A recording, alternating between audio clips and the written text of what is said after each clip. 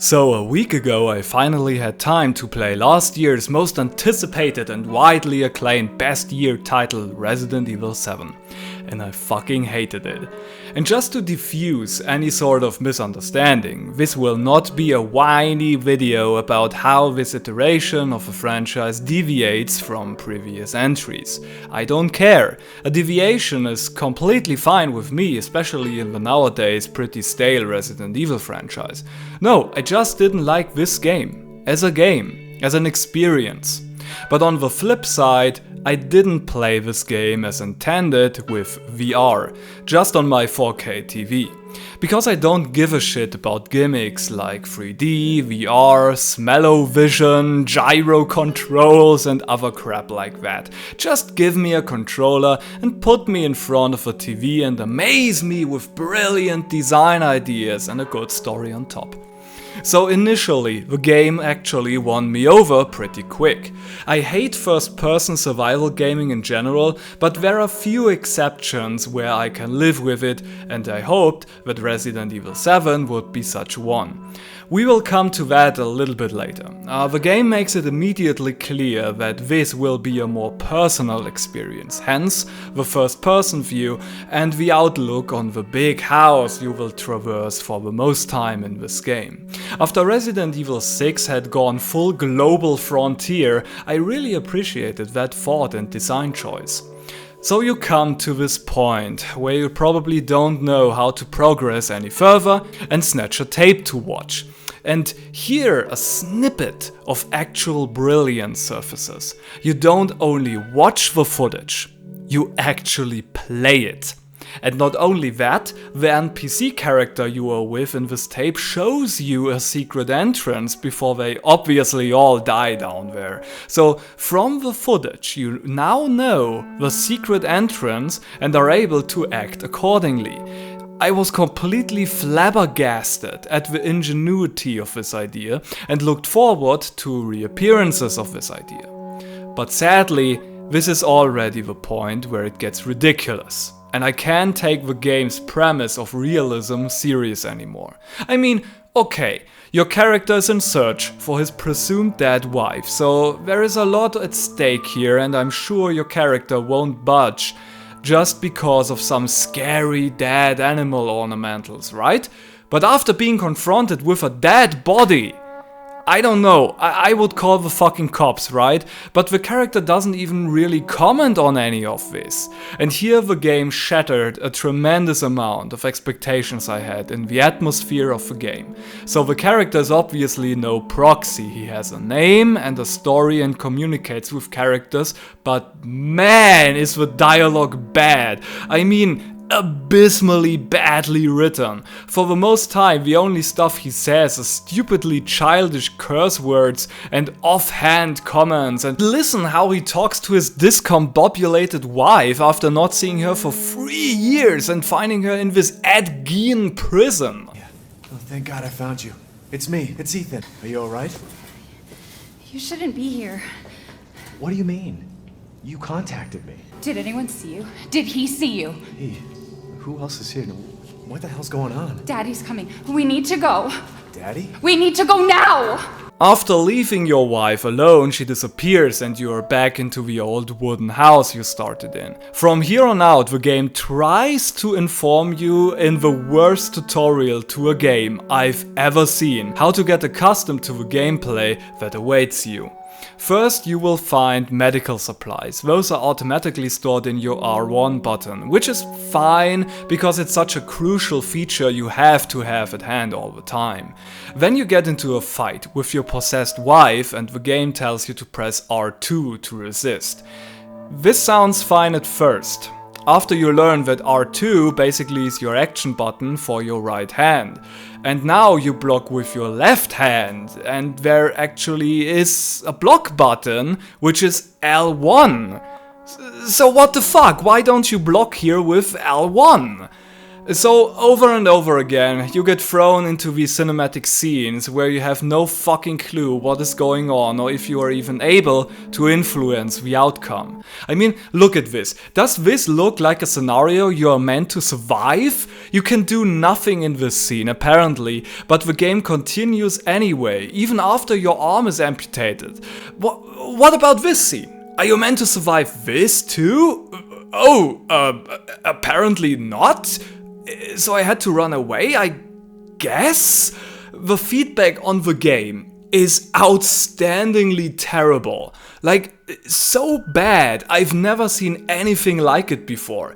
You know, games like Tomb Raider let you press the circle button because with that you evade. Or you press the triangle button to attack, because those are the button prompts to evade or attack in the game as well. But here, even after playing most of the game, I'm not sure what button executes what action in each different situation. It's just awful. On top of all of that, the game doesn't give you any visual feedback on what is interactable and what is just decoration.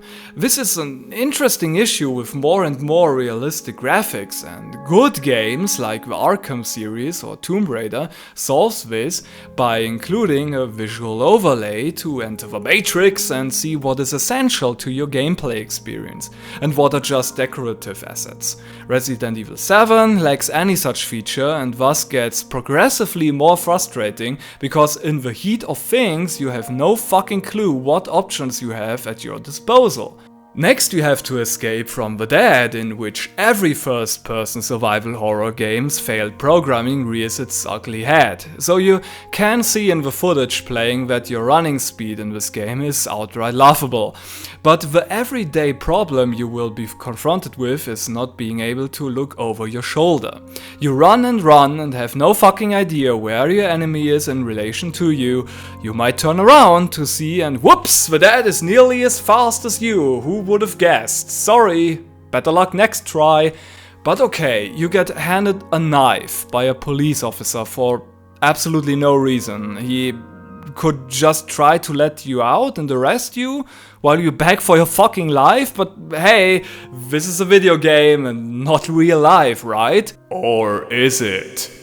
Yeah, and this scene speaks for itself, I guess. What am I gonna do with a knife? Okay, let's get our first official boss fight in here. Since you have a gun from the police officer and a knife now, you should be well equipped to kill him. But again, the feedback. There are car keys in this room, but good luck finding them with just a button prompt popping up when standing directly next to them. You can either kill him with the car, or, which is pretty cool, he can tear the car apart and sit in it himself. That happened to me because in this turmoil I didn't find the fucking car keys and then he ultimately died. I swayed around him and cut him with my knife, but I don't know if that actually did any damage or the automated sequence killed him, and that is a bad sign for your game when I killed a boss and I have no fucking clue how the fuck I did it. Now you enter a bigger hall and play another videotape.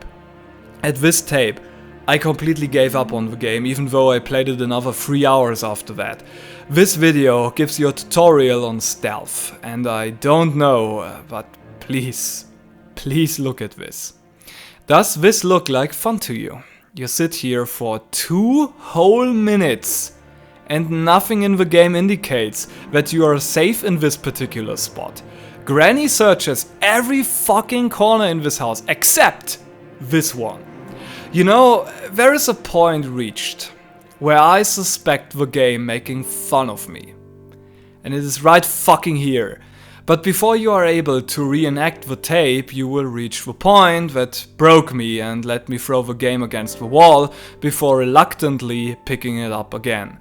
The dad isn't dead, after all, and is now invincible. You cannot even startle him. The objective is to run away from him, then somehow find a place where he doesn't notice you, and then quickly solve a puzzle to enter a room he doesn't follow you anymore. How do you do this? I don't know. I ran around the house over and over and over again until I got lucky. It's really fun when developers don't even have a rooted plan for you, but only put an AI asset on the map that tries to kill you, and the player will surely figure it out, without any precautions from the developer side. This is just fucking terrible alpha stage test gameplay. I played the game up until you have to choose between your wife or the family's daughter, Zoe, who helped you out with a serum against the virus. I'm sorry I skipped so much, but all I mentioned just repeats over and over and over again up until this point. You fight the dad another time, and the chainsaw battle with him is pretty fun actually. But back to Mia and Zoe. I decided for Mia because the game never gave me any real incentive to choose Zoe. She never really helped me actively and only contacted me because she needed the serum herself. The rest of the game takes place on a ship, and in a flashback you find out the twist that Mia actually worked for Umbrella, and she and her teammate tried to smuggle an infected little girl on board. The girl went berserk, grounded the ship, and it ended up in the bayou with the hillbillies. The main writer of this game also worked on 2 Fear games, so this is just beyond fucking lazy. But I appreciate the conversation in the protagonist's mind, which is really sad, and the game just needed a lot more of this. What do you mean? I'm no killer, son. Neither is Marguerite, nor my boy Lucas, or even Zoe here. That girl, Evelyn, she did this. What the hell is she? Now, what did she do to you? She infected us with her gift. That's what she calls it. I found her near a busted out tank in the bayou. Everything changed after that. So she infects you and then she takes control? No. Not exactly, son. She just... She forces her way into your mind, your soul. You can't fight back. Free my family. Please. I didn't play the DLC, even though I bought the gold edition and I looked up the ending of the game on YouTube, which is actually pretty good in my opinion. It's not that I think the game actively sucks or is outright bad, but I think the developers geared the experience so much towards an VR extravaganza that they weren't to be bothered to properly convert this to a functional and intuitive gaming experience.